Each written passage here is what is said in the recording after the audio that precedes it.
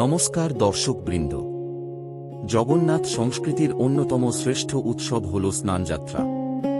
রথযাত্রার ঠিক আগে অনুষ্ঠিত এই মহাপবিত্র উৎসবের জন্য সারা বিশ্বের ভক্তরা অধীর আগ্রহে অপেক্ষা করেন। এই দিন ভগবান জগন্নাথ, বলভদ্র ও সুভদ্রাকে 108টি পবিত্র কলসির জল দিয়ে মহাস্নান করানো হয়। কিন্তু এই স্নানযাত্রার ইতিহাস কি? কেন 108টি কলসি ব্যবহার করা হয়? স্নানের পর কেন ভগবান অসুস্থ হন বলে বিশ্বাস করা হয়? আজ আমরা এই সমস্ত বিষয় নিয়ে বিস্তারিত আলোচনা করব। 1. স্নানযাত্রার ইতিহাস। পুরীর জগন্নাথ মন্দিরের প্রাচীনতম এবং সবচেয়ে জনপ্রিয় উৎসবগুলির মধ্যে অন্যতম হল স্নানযাত্রা। প্রাচীনকাল থেকেই এই উৎসব পালিত হয়ে আসছে। বিশ্বাস করা হয় এই দিনেই ভগবান জগন্নাথের আবির্ভাব তিথি। তাই জন্মোৎসবের আনন্দে তাঁকে মহাসমারোহে স্নান করানো হয়। স্নানযাত্রার দিনে মন্দিরের অন্তঃপুর থেকে শ্রীজগন্নাথ, বলভদ্র, সুভদ্রা ও সুদর্শনকে বিশেষ শোভাযাত্রার মাধ্যমে স্নানবেদিতে আনা হয়। বছরের এই একটি দিন সাধারণ ভক্তরা দূর থেকে হলেও একসঙ্গে 3 দেবতার মহাস্নান দর্শনের সুযোগ পান। 2. জ্যৈষ্ঠ পূর্ণিমার মাহাত্ম্য। সনাতন ধর্মে জ্যৈষ্ঠ পূর্ণিমা অত্যন্ত পবিত্র তিথি হিসেবে বিবেচিত। পূর্ণিমা তিথি নিজেই দেবোপাসনা, স্নান, দান ও জপতপের জন্য শুভ বলে গণ্য হয়। জগন্নাথ সংস্কৃতিতে এই পূর্ণিমার গুরুত্ব আরও বেশি, কারণ এই দিন এই মহাপ্রভুর স্নানযাত্রা অনুষ্ঠিত হয়। অনেক ভক্ত এই দিনে উপবাস পালন করেন, দান করেন এবং ভগবানের নামস্মরণে মগ্ন থাকেন। তবে বছরভেদে পঞ্জিকার বিশেষ গণনার কারণে কখনো কখনো মাস ও তিথি নিয়ে সাধারণ মানুষের মধ্যে বিভ্রান্তি দেখা দিতে পারে।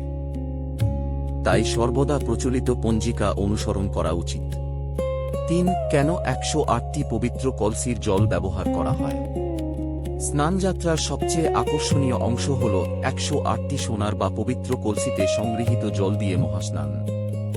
হিন্দু ধর্মে 108 সংখ্যাটির বিশেষ আধ্যাত্মিক গুরুত্ব রয়েছে। 108 উপনিষদ, 108টি পবিত্র নাম, 108 দানার জপমালা, সব ক্ষেত্রেই এই সংখ্যা শুভ ও পূর্ণতার প্রতীক। বিশ্বাস করা হয় 108 কলসির জল মহাবিশ্বের পবিত্র শক্তির প্রতীক। এই জল বিভিন্ন বৈদিক মন্ত্রোচ্চারণের মাধ্যমে পবিত্র করা হয়। এরপর সেই জল দিয়ে মহাপ্রভুর অভিষেক সম্পন্ন হয়। এই মহাস্নান কেবল একটি আচার নয়, এটি ভক্তি, শুদ্ধি এবং আত্মসমর্পণের প্রতীক। 4. স্নানযাত্রার পর কেন জগন্নাথদেব অসুস্থ হন? অনবাসর লীলা। স্নানযাত্রার পর শুরু হয় এক রহস্যময় অধ্যায়, যাকে বলা হয় অনবাসর লীলা। লোকবিশ্বাস অনুযায়ী 108 কলসি ঠান্ডা জলে দীর্ঘক্ষণ স্নানের ফলে ভগবান জগন্নাথ, বলভদ্র ও সুভদ্রা জ্বরে আক্রান্ত হন। তাই তাঁদের জনসাধারণের দর্শন থেকে আড়ালে রাখা হয়। প্রায় 15 দিন ধরে তাঁরা বিশ্রাম নেন। এই সময় মন্দিরে সাধারণ দর্শন বন্ধ থাকে। দেবতাদের বিশেষ ভেষজ ওষুধ এবং ফলের রস নিবেদন করা হয়। এই লীলার মাধ্যমে ভগবান যেন মানুষের মতোই সুখ দুঃখ, অসুস্থতা ও বিশ্রামের অভিজ্ঞতা ভাগ করে নেন। ভক্তরা এটিকে ভগবানের অসীম মানবিকতার প্রকাশ হিসেবে দেখেন। 5. রথযাত্রার সঙ্গে স্নানযাত্রার সম্পর্ক। স্নানযাত্রা ও রথযাত্রা একে অপরের সঙ্গে গভীরভাবে সম্পর্কিত। স্নানযাত্রার মাধ্যমে রথযাত্রার প্রস্তুতি শুরু হয়।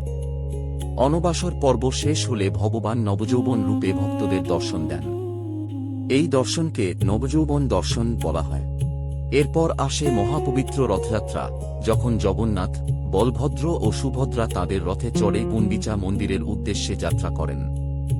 অর্থাৎ স্নানযাত্রা হল রথযাত্রার সূচনা পর্ব। 6. স্নানযাত্রা দর্শনের শুভ ফল। শাস্ত্র ও ভক্ত সমাজে বিশ্বাস করা হয় যে স্নানযাত্রা দর্শন অত্যন্ত পুণ্যদায়ক। ভক্তি ভরে মহাস্নান দর্শন করলে মন পবিত্র হয়, ঈশ্বরভক্তি বৃদ্ধি পায়, নেতিবাচক চিন্তা দূর হয়, জীবনে শুভ শক্তির সঞ্চার হয়, ভগবানের কৃপা লাভের সুযোগ সৃষ্টি হয়। অনেক ভক্ত বিশ্বাস করেন স্নানযাত্রা দর্শনের পুণ্য বহু তীর্থদর্শনের সমান ফল প্রদান করে। যদিও এর মূল শিক্ষা হল ভক্তি, নম্রতা ও আত্মসমর্পণ। 7. আমাদের জীবনের জন্য স্নানযাত্রার শিক্ষা। স্নানযাত্রা শুধু একটি ধর্মীয় উৎসব নয়, এটি আমাদের জীবনের জন্য একটি গুরুত্বপূর্ণ শিক্ষা বহন করে। মহাস্নান আমাদের শেখায় অন্তরের শুদ্ধতার প্রয়োজনীয়তা। অনবাসর লীলা শেখায় যে বিশ্রাম ও আত্মচিন্তাও জীবনের একটি গুরুত্বপূর্ণ অংশ। আর রথযাত্রার প্রস্তুতি আমাদের মনে করিয়ে দেয় যে প্রতিটি নতুন যাত্রার আগে আত্মশুদ্ধি ও প্রস্তুতি জরুরি। ভগবান জগন্নাথের এই লীলা আমাদের সত্য, ভক্তি, নম্রতা ও মানবতার পথে চলার অনুপ্রেরণা দেয়। প্রিয় দর্শকবৃন্দ, স্নানযাত্রা কেবল একটি উৎসব নয়, এটি ভক্তি, প্রেম ও ঈশ্বরের সঙ্গে আত্মার মিলনের এক অপূর্ব উপলক্ষ। আসুন আমরা সবাই ভগবান জগন্নাথের চরণে প্রার্থনা করি, তিনি যেন আমাদের জীবনকে শান্তি, আনন্দ ও শুভতায় পরিপূর্ণ করে তোলেন। জয় জগন্নাথ।